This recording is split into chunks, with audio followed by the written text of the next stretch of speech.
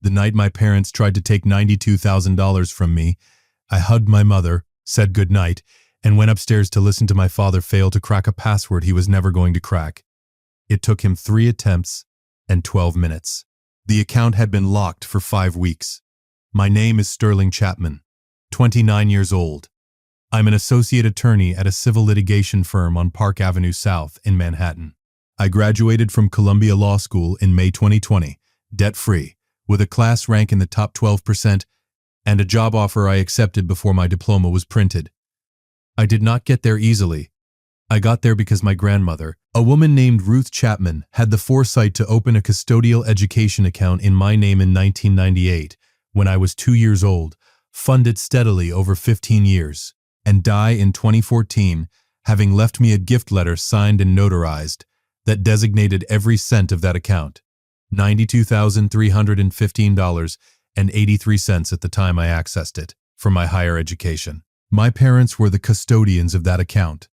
That is the detail that matters, not emotionally, legally, because being the custodian of a minor's custodial account does not make the money yours.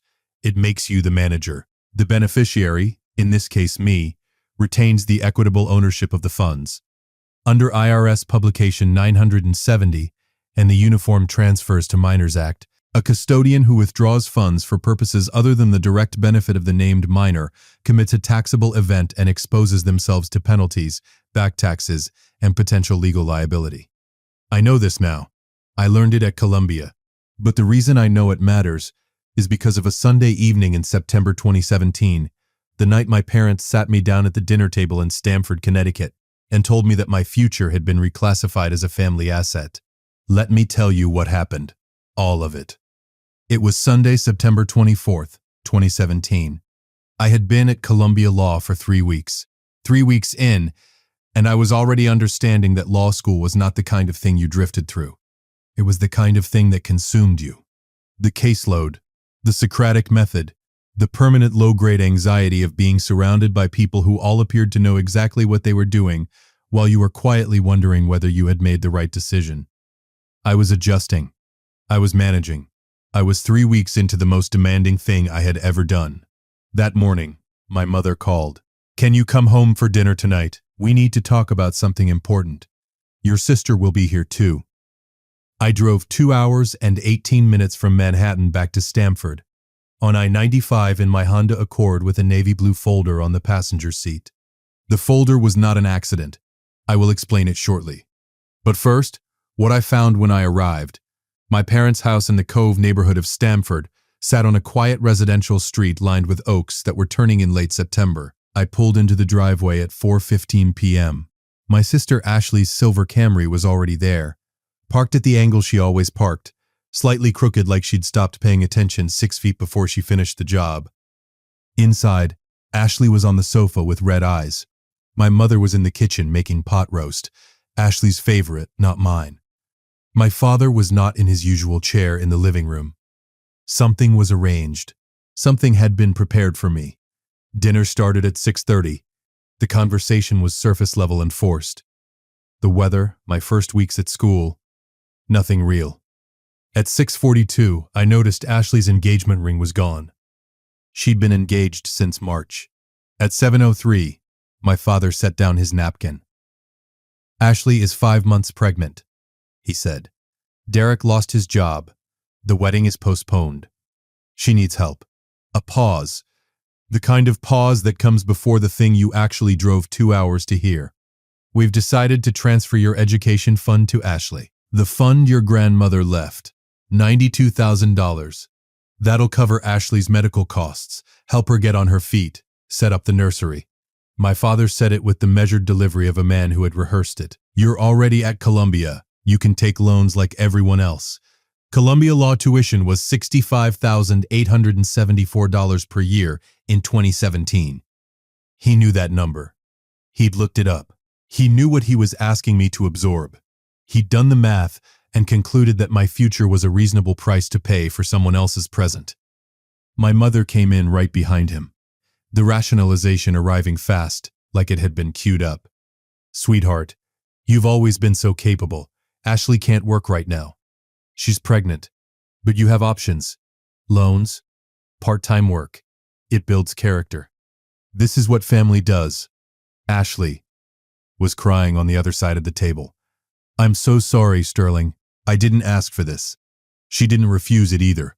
She apologized for taking it and continued to take it, which is a distinction I had learned to recognize over years of watching it happen. Because this was not the first time. I sat at that table and thought about a pattern I had been watching since I was 9 years old. Ashley's car accident in 2005, 12 years old, no license, drove a neighbor's car into a mailbox. $6,200 withdrawn from my custodial account, listed in my father's transaction notes as Sterling educational expense. Vehicle safety education. Ashley's college semester in 2009. She enrolled, lasted 4 months. Withdrew. $18,600 gone, listed as Sterling college preparation materials. Ashley's wedding deposit in 2012. She was 23, engaged the first time the engagement dissolved before the wedding. $8,500 withdrawn. Sterling miscellaneous education expenses. Every single time Ashley needed money, I was the source. Not because I had agreed, because I was the custodial account, and my father had the access codes. I sat at that table and I did not raise my voice.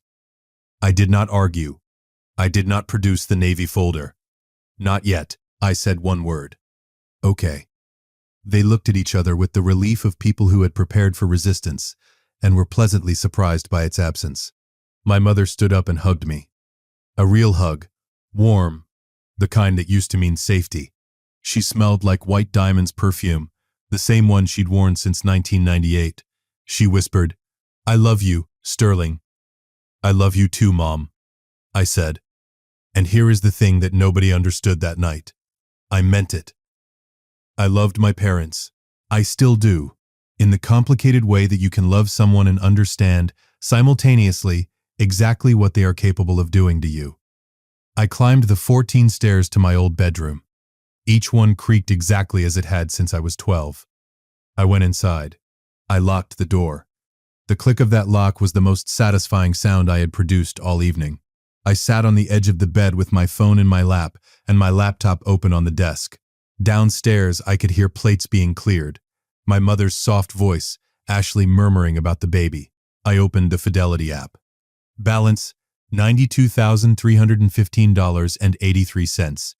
I whispered to the empty room. This is mine. It had been mine for 5 weeks. They just didn't know that yet. I didn't know yet that in less than 3 minutes my father was going to sit down at his desktop computer in the study directly below me and find out. Let me back up 5 weeks. In late August 2017, 3 weeks before I left for Columbia, I had a conversation with a second-year law student named Carl Briggs. Carl was a year ahead of me, a scholarship student from Philadelphia who had the particular sharpness of someone who had spent his life learning to protect what little he had. We met at a pre-orientation event in August and got coffee afterward. I told him about the fund, about the pattern, about the withdrawals over the years that I'd noticed in the transaction history but never fully organized into something actionable. I told him about my mother's text from 4 weeks before, a message that said, "That money is for the family." Not a threat, exactly. More like a statement of belief, a worldview. Carl looked at me over his coffee. "You're the named beneficiary on a custodial account?" "Yes." "And you're 18 or older?" 21. "Then you can request transfer of custodianship to yourself," he said. "Under the Uniform Transfers to Minors Act, the custodianship terminates at the age of majority, which in Connecticut is 18 for UTMA accounts. They shouldn't still be controlling it. They may not have notified the institution of your majority status." I drove to a Fidelity branch office on Main Street in Stamford the following Monday.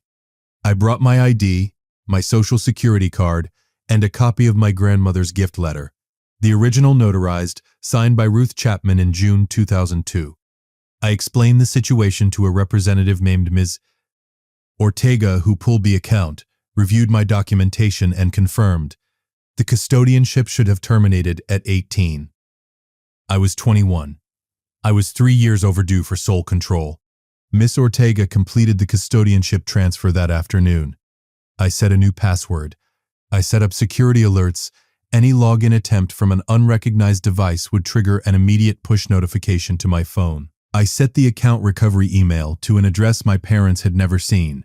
Then I drove back to Stamford, helped my mother with dinner, and did not say a word about any of it. I also sat down that same week and pulled every transaction record from the account going back 12 years.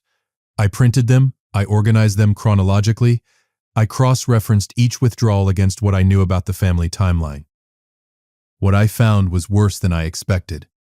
The 3 withdrawals I already knew about: $6,200, $18,600, $8,500, totaled $33,300. Each had a memo notation listing my name and an educational purpose. I had never seen those memos. I had never authorized those expenses. They were fiction. Fiction my father had created to justify withdrawals he was making for Ashley. But there was more. Smaller amounts. 12 years of smaller amounts I had not tracked. $30 withdrawals, $80 withdrawals, a $340 charge in 2013 I could find no explanation for. When I totaled them, they came to $13,850 in unauthorized withdrawals beyond the 3 large ones. I put everything into the navy blue folder. I added a printed copy of IRS Publication 970, Section 5, highlighted in yellow. Any withdrawal from a custodial account that is not for the direct educational benefit of the named beneficiary is a taxable event. The custodian is liable for penalties equal to 10% of the withdrawing amount plus back interest from the year of withdrawal. I calculated the penalty exposure: 2005, $6,200. 10% penalty, $620, plus interest compounded over 12 years. 2009, $18,600. 10%, $1,860, plus 8 years of interest. 2012, $8,500. 10%, $850, plus 5 years of interest. Conservative total IRS exposure, over $4,000 in penalties and back taxes. If audited, more. I put the folder on the passenger seat of my Accord. I drove 2 hours and 18 minutes to Stamford on a Sunday evening. I ate pot roast. I said okay. I hugged my mother. I went upstairs. At 8:56 p.m., my phone buzzed against my thigh. Unauthorized login attempt detected. Device: Windows PC. Unrecognized. Location: Stamford, Connecticut. My father's desktop. The study was directly below my old bedroom.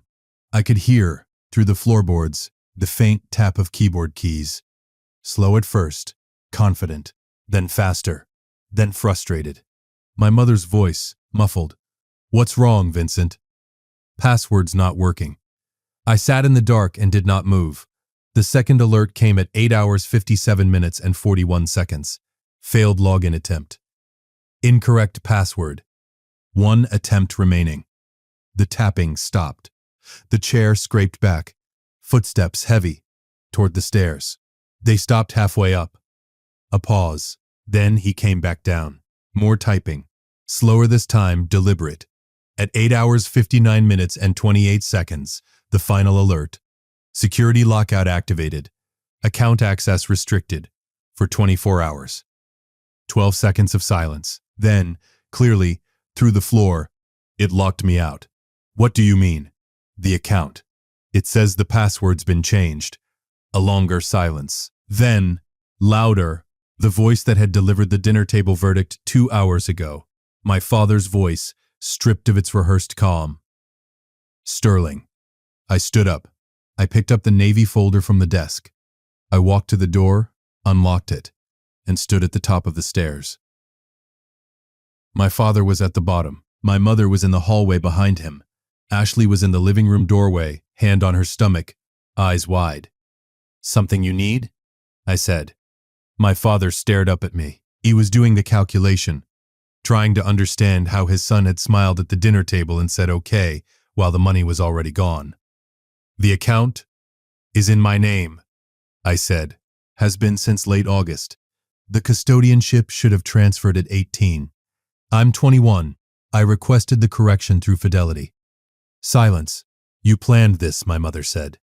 "I protected myself," I said. "That's different." I held up the Navy folder. I'm going back to Manhattan tonight. When you're ready to have a real conversation, I'm available.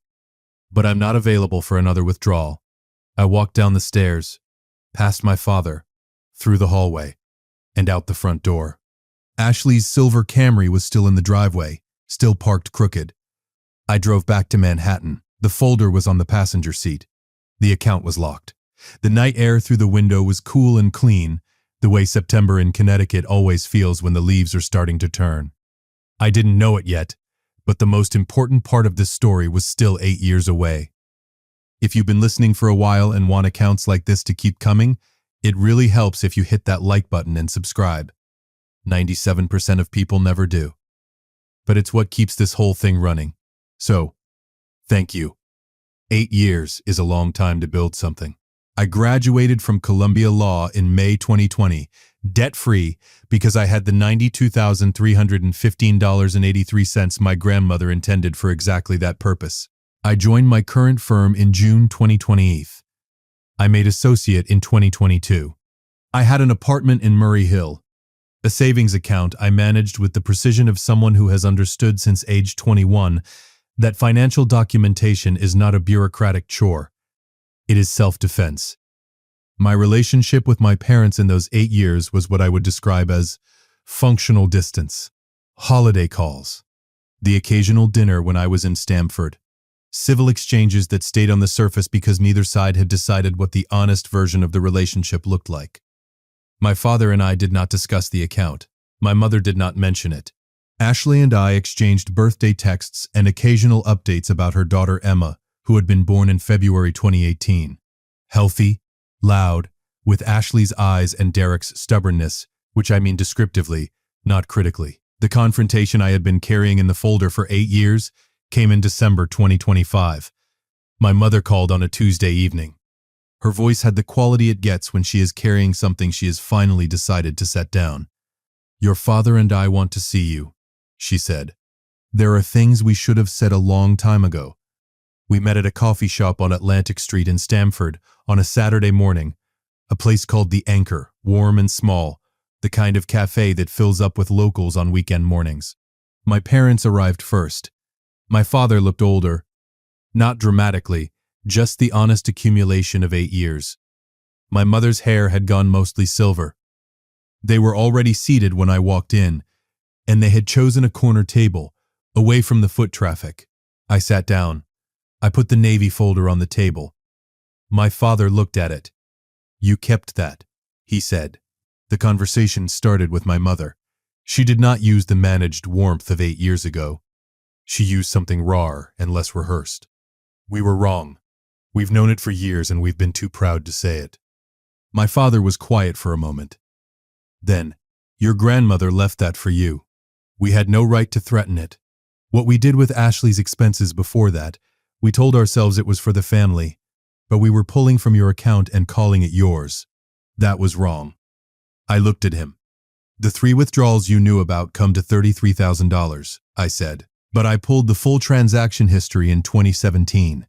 There's an additional $13,850 in smaller amounts, going back to 2005. Each one listed under my name as educational expenses." My mother put her hand over her mouth. "I didn't know about the smaller ones," my father said quietly. "I want you to know that doesn't change what I'm responsible for." "No," I said. "It doesn't." The door opened and cold December air came in behind Ashley and Emma. Emma was 7, pigtails, a winter coat covered in snowflake patches, the slightly overwhelmed expression of a child who knows the adults around her are dealing with something significant and is being very careful about it. Ashley sat down at the table without asking. Emma settled in beside her. "I read the article," Ashley said. She meant a piece I had written for a legal newsletter 3 months earlier about custodial account rights and unauthorized withdrawals. It had been passed around more than I expected. I never knew about the 13,000, not until Mom told me this week. "You didn't ask," I said. She flinched. "You're right. I didn't ask because I didn't want the answer." My father leaned forward. "If there's anything we can do now, financially, I make $74,000 a year," I said. I own my apartment. I have savings. I don't need your money. My mother's voice was barely above a whisper. Then what do you need from us? I looked at both of them. Honesty, I said. That's all. And the right to decide what our relationship looks like going forward. On my terms, not yours. My mother reached across the table and put her hand on mine. I did not pull away. I did not squeeze back. I let her hand sit there while I decided what to do with it. Emma had been watching all of this with the quiet attention of a 7-year-old who has learned to read rooms. Are you my Uncle Sterling? She asked. Yes, I said. Mommy showed me your picture. She says you're a lawyer. That's right. Is that why you have a folder? Lawyers always have folders. I said, it's the law. She appeared to find this reasonable. My father exhaled, the closest he had come all morning to the release of something long held. I looked at Ashley. I'll send Emma birthday cards. Maybe we can have lunch sometime. Just us. Ashley nodded, her eyes wet. I'd like that. My father tried once more. We thought we were protecting the family. You protected Ashley, I said. You sacrificed me. Those are not the same thing. Question. My mother. Quietly. I know. And I'm sorry, Sterling. We failed you. I looked at her. I know. And I survived anyway. I stood up. Emma waved with the full commitment of a child who has decided she likes you. Bye, Uncle Sterling. Bye, Emma. I walked out into the December cold. No hug with my parents, no dramatic scene, just the clean, specific lightness of a man who has finally said what needed saying and no longer needs to carry it. People ask if I forgave them. I think that's the wrong question. Forgiveness implies I was waiting for them to deserve it. I wasn't waiting. I was building a life where their approval didn't determine the value of my choices. A career where I help other people protect themselves from the same kind of quiet, loving, entirely deniable theft I had watched happen to me over 12 years. My grandmother Ruth left me $92,000, not as a family asset. As a statement of belief about who I was, what I was capable of, what my future was worth to her. She signed it and notarized it and put it in writing because she understood that the things you don't write down can be taken from you by the people who are supposed to love you most.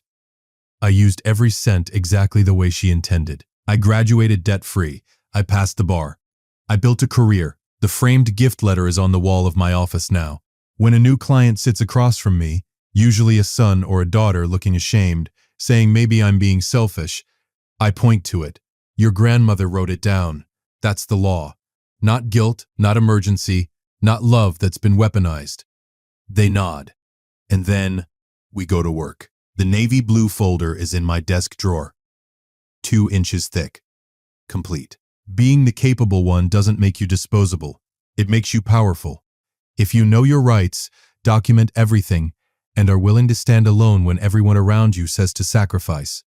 I didn't break my family. I stopped letting them break me. And on a Saturday morning in December, in a coffee shop on Atlantic Street in Stamford, I sat across from the people who had tried, and I let them see, clearly and without drama, exactly who I had become. They built me better than they intended to. That's the most honest thing I can say about all of it. If you liked this story, join our community by hitting that like button and subscribing for more family-centered accounts like this.